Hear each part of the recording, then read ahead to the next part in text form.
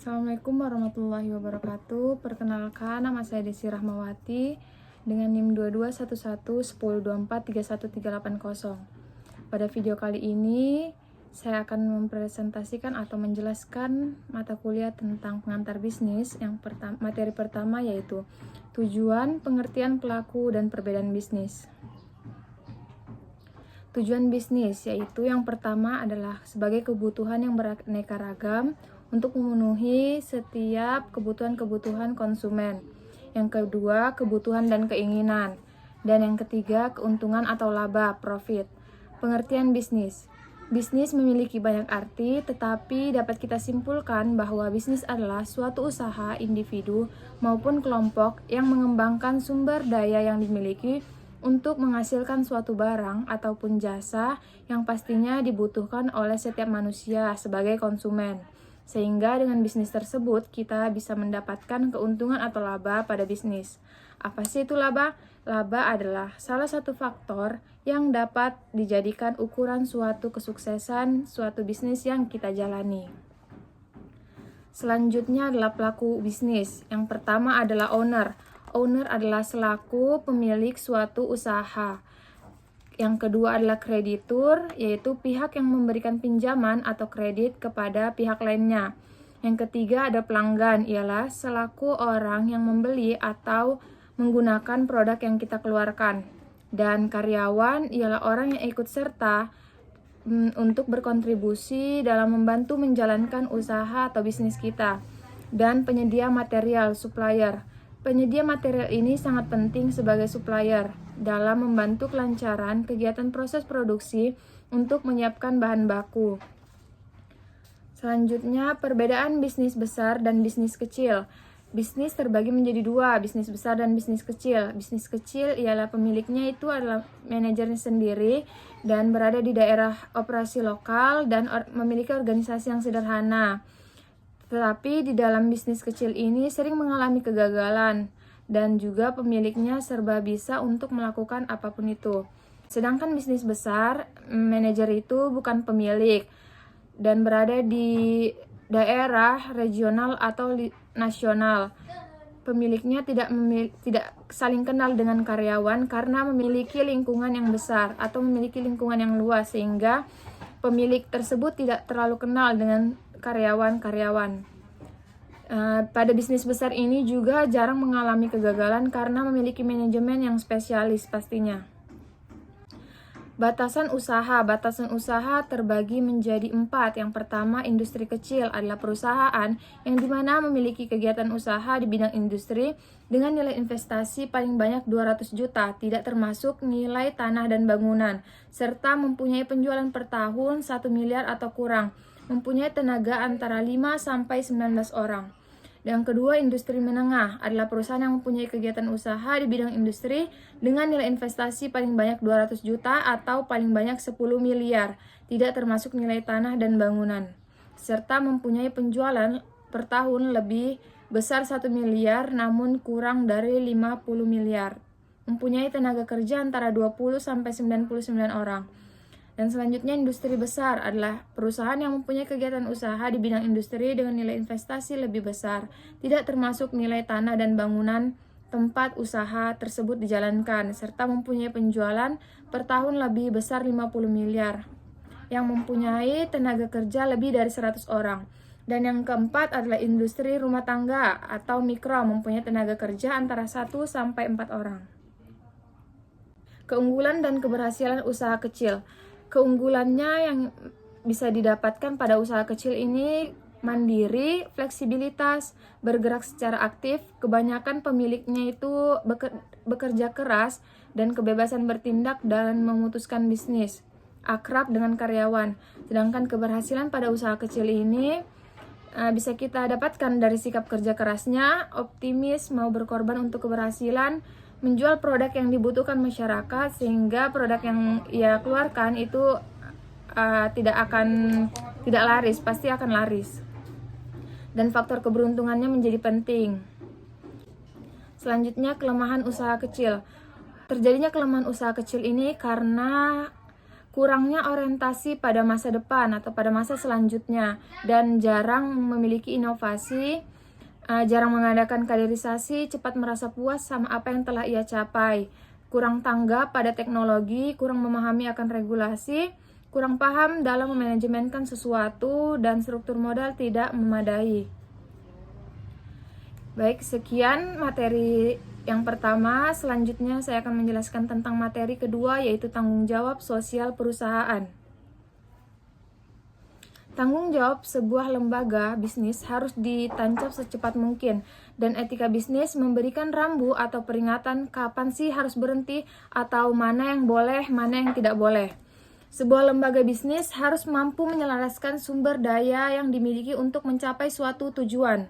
Dalam tanggung jawab sosial perusahaan harus memperhatikan 5 aspek, antara lain tanggung jawab sosial kepada pelanggan, bagaimana memastikan tanggung jawab bisnis, menetapkan kode etik, memonitor keluhan pelanggan untuk segera diperbaiki, meminta pelanggan untuk memberikan umpan balik terhadap barang dan jasa yang mereka beli, dan bagaimana memastikan tanggungan pemerintah atau tanggung jawab pemerintah dengan peraturan keamanan produk, contohnya kehalalan, kadaluarsa bahan dan kualitas produk yang dikeluarkan, peraturan periklanan, melarang iklan yang menyesatkan atau memojokkan produk lainnya. Dan yang ketiga, peraturan persaingan industri, pemerintah mempromosikan persaingan di seluruh industri agar tidak adanya monopoli.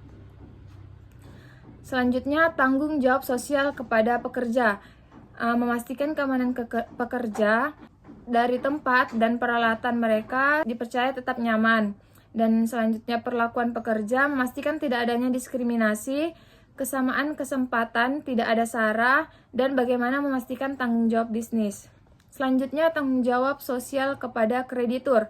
Jika di suatu perusahaan mendapatkan masalah keuangan yang tidak dapat memenuhi kewajiban, maka perusahaan wajib memberitahukan kepada kreditur itu untuk memperpanjang jatuh tempo pembayaran serta memberikan vonis dalam mengatasi masalah keuangan agar kedepannya tidak lagi diulang. Selanjutnya, tanggung jawab sosial kepada pemegang saham. Perusahaan bertanggung jawab memuaskan pemilik selaku pemegang saham. Manajer perusahaan memonitor keputusan perusahaan untuk meyakinkan bahwa mereka membuatnya untuk kepentingan pemilik. Dan tanggung jawab sosial kepada lingkungan. Proses produksi yang digunakan perusahaan juga produksi yang dihasilkan dapat mencemari atau merusak polusi, mencemari limbah, pencemaran kebisingan yang ada di permukiman padat penduduk, yang itu semua memiliki dampak buruk bagi setiap masyarakat yang ada di lingkungan tersebut. Maka dari itu, kita sebagai pelaku bisnis harus bisa bertanggung jawab pada lingkungan tempat kita menjalankan bisnis. Dan yang terakhir, tanggung jawab sosial kepada masyarakat. Tanggung jawab yang harus kita berikan kepada masyarakat yaitu menjadi sponsor dalam setiap kegiatan yang masyarakat adakan, yang ada pada lingkungan tempat kita berbisnis, memberikan sumbangan kepada masyarakat yang kurang mampu, membangun fasilitas umum untuk masyarakat, memberikan beasiswa, dan masih banyak lagi. Dengan adanya tanggung jawab itu atau keuntungan yang didapatkan oleh masyarakat yang kita berikan, maka masyarakat akan ikut mendukung dalam menjalankan bisnis yang kita kelola. Ada 4 utama tanggung jawab sosial. Yang pertama, bertanggung jawab kepada pelanggan, mendapatkan produk yang aman, mendapatkan informasi, didengar, dan hak memilih. Yang kedua, bertanggung jawab terhadap tenaga kerja, menjamin keselamatan kerja, kesehatan, dan memberikan upah yang layak. Dan yang ketiga, bertanggung jawab kepada lingkungan, pencegahan polusi dan kelestarian alam. Dan terakhir, yang keempat, bertanggung jawab kepada investor untuk mendapatkan laporan keuangan yang valid dan pengelolaan aktivitas dengan baik. Implementasi Corporate Social Responsibility. Yang pertama, sektor pendidikan, ada bina lingkungan, kesehatan, pengembangan UMKM, lingkungan hidup, kegiatan sosial, infrastruktur, dan peduli bencana. Baik, sekian materi 2 dari saya. Selanjutnya saya akan menjelaskan tentang materi 3, yaitu bentuk hukum, lingkungan, kebaikan, dan keburukan pada perusahaan. Badan usaha berbadan hukum dan yang bukan berbadan hukum. Badan usaha yang berbadan hukum ialah subjek hukumnya ini adalah badan usaha itu sendiri karena telah menjadi badan hukum yang masuk subjek hukum samping manusia. Artinya pihak ketiga dapat menuntut perkumpulannya, namun pihak ketiga tidak bisa menuntut masing-masing orang yang ada di lingkup tersebut. Dan harta kekayaan perusahaan terpisah dengan harta pribadi pengurus anggotanya agar jika terjadi kerugian yang berujung mengganti rugi atau pelunasan utang yang digunakan hanya sebatas kekayaan perusahaan, tidak mencampuri kekayaan pribadi. Contoh dari badan usaha yang berbadan hukum yang pertama adalah perseroan terbatas, PT, perusahaan negara, perusahaan daerah, koperasi, perjan, persero, dan yayasan. Selanjutnya, badan usaha yang bukan berbadan hukum. Subjek hukumnya adalah orang-orang yang menjadi pengurusnya, sehingga orang yang dituntut adalah pihak ketiga. Dan harta perusahaan bersatu dengan harta pribadi para pengurus atau anggotanya. Jika terjadi kerugian yang berujung pembayaran ganti rugi, maka harta kekayaan pengurus dapat menjadi jaminan, dengan kata lain pertanggungjawaban pribadi untuk keseluruhan. Contohnya perusahaan perseorangan, firma, dan CV. Selanjutnya lingkungan perusahaan atau bisnis. Yang pertama adalah lingkungan teknologi. Teknologi umumnya mencakup semua cara yang digunakan perusahaan untuk menciptakan nilai bagi konstituen mereka, yang dimana teknologi ini mencakup pengetahuan metode kerja, peralatan fisik, elektronik, dan komunikasi, serta berbagai sistem pengelolaan untuk menjalankan suatu bisnis yang ia kelola. Yang kedua, lingkungan hukum dan politik, mencerminkan hubungan antara dunia bisnis dan pemerintah. Yang ketiga, lingkungan sosial budaya, mencakup adat istiadat, kebiasaan, nilai dan karakteristik demografis masyarakat di tempat kita beroperasi menjalankan suatu bisnis. Dan yang keempat, lingkungan bisnis. Perkembangan bisnis begitu cepat dan kompleks, siklus barang dan jasa lebih cepat, sehingga terbentuknya peluang bisnis yang lain. Bentuk-bentuk perusahaan. Yang pertama adalah perusahaan perseorangan, adalah perusahaan yang dimiliki satu individu, akan tetapi dalam praktiknya badan usaha ini merupakan perusahaan keluarga, yakni perusahaan yang menggunakan seluruh keluarganya untuk ikut serta dalam menjalankan bisnis tersebut. Kebaikan perusahaan perseorangan ini mudah didirikan, memulai usaha dengan modal kecil, dan pengelolaannya yang fleksibel, serta kerahasiaan usaha itu pasti bakal terjamin karena hanya berada pada lingkup-lingkup kecil. Tetapi memiliki kelemahan dan keburukan pada perusahaan ini. Yang pertama, pertanggungjawaban tidak terbatas. Modalnya yang terbatas, kualitas manajerial dan kualitas pekerjaan itu juga terbatas, dan kelangsungan operasi perusahaan juga terbatas. Yang kedua, perusahaan perkongsian. Pada umumnya tidak banyak perbedaan dengan perusahaan perseorangan. Salah satu poin penting adalah menggabungkan sumber daya yang dimiliki kedua belah pihak untuk saling bekerja sama, baik perkongsian modal-modal, tenaga modal, ataupun tenaga saja. Kebaikan perusahaan perkongsian ini lebih banyak dapat modal yang dikumpulkan, lebih banyak keahlian yang diperoleh, dan umur usahanya lebih panjang. Kelemahan perusahaan perkongsian.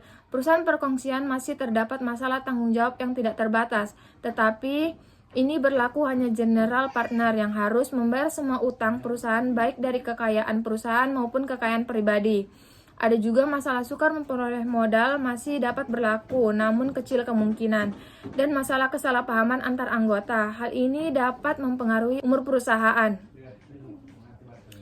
Dan yang ketiga, perusahaan perseroan terbatas atau PT. Kegiatan usaha yang didirikan berdasarkan badan hukum yang didirikan berdasarkan notaris, di mana dokumen dikemukakan di depan seperti tujuan perusahaan, saham yang dikeluarkan, usaha yang dijalankan, dan nama-nama pimpinan yang akan menjalankan perusahaan yang didirikan.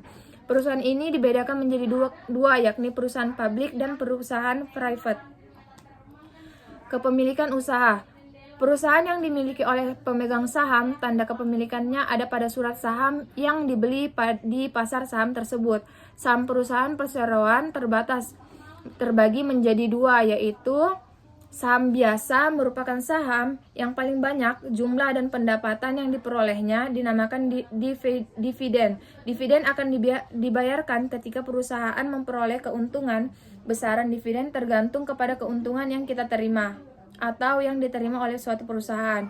Yang kedua, free float juga menerima dividen, tetapi jumlahnya ditetapkan pada saat saham tersebut dijual.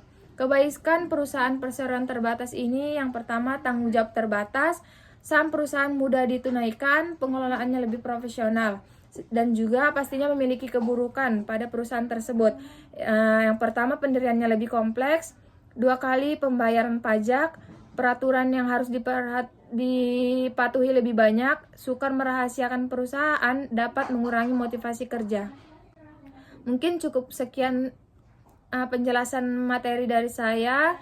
Kurang lebihnya mohon maaf. Saya Desi Rahmawati mengucapkan terima kasih. Assalamualaikum warahmatullahi wabarakatuh.